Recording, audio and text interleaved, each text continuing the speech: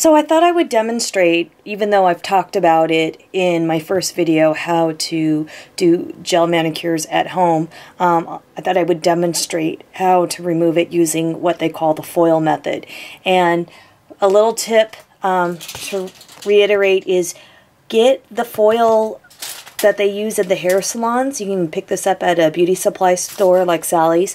And they come in these foil sheets, which they're pretty long, and then you can just cut it in half, and then I cut it again. So I actually, one sheet will create 4 pieces that I can use.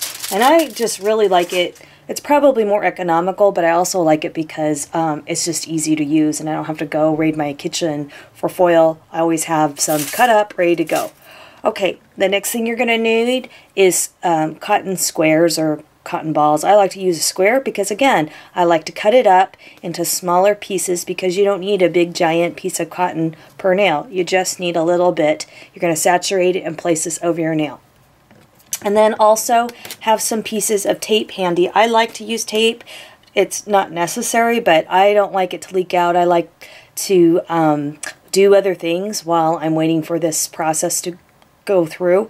It takes about 10-15 minutes depending on how heavy of a manicure you have. Now, I only did, I didn't apply another layer after my first manicure. Sometimes I had a question on this.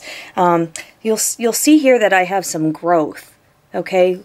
And I get the question, if you get that, can you apply another layer of gel nail polish over? Yes, you can. Some people will file it. I don't even bother to file it. I will just apply directly over either a color, or I'll do the sparkly thing, whatever, and then a top coat. So you can do 2 layers on top of this. But let's say you did that, okay? So now you've got like 5 or 6 layers, depending on, like in this manicure, I did base, I did a color, I did 2 coats of the sparkly, and then I did a coat of a top coat. So that's like 5, right?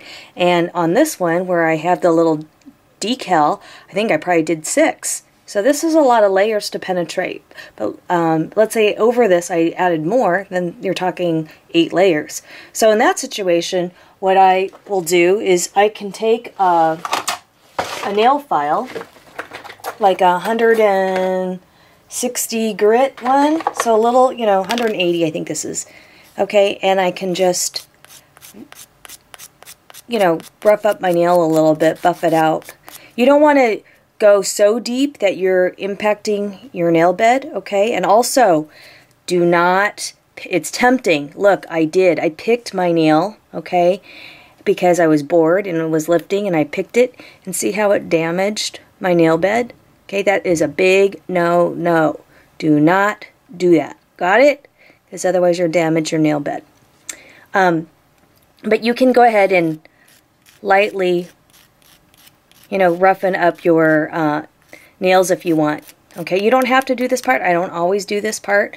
I do like to file my nails down right at this point with the gel on, just so that, I don't know, it makes it stronger, I guess, versus after removing it. Okay, another thing that I wanted to tell you is if you have like multiple coats, like I mentioned earlier, where you've got the 8 coat thing going on, you could use something like this. This is really for warming your feet. They're called warming footies. And basically what you do is you pop these guys in the microwave for a couple minutes, and you're supposed to put your feet, I guess, with lotion on or whatever, and it's supposed to make you nice and toasty. Well, you could also use this concept for applying the heat after you put the foil on. You can then put your hands inside here, and the heat will actually also help remove the gel layer. So if you're having trouble just doing the plain foil method, you might want to consider also adding this to your regime, okay? Just some tips along the way. Again, I only do that if I have a lot of layers. Alright, so to do the foil method, you need your acetone. I put mine in a little pump, and I just place a few of these little squares in, close the lid, pump it a couple times, and it gets really saturated like that. And then what I'm going to do is I'm going to take the small piece and put it on my nail like that. Take a piece of foil. Some people like the shiny side down. And then you're just going to wrap your nail. Okay? Now, you can just leave it like that, but I don't, sometimes it leaks and I don't like the leaking. So, or it comes off and I don't like that either. So I just take a piece of tape and just wrap it around like that.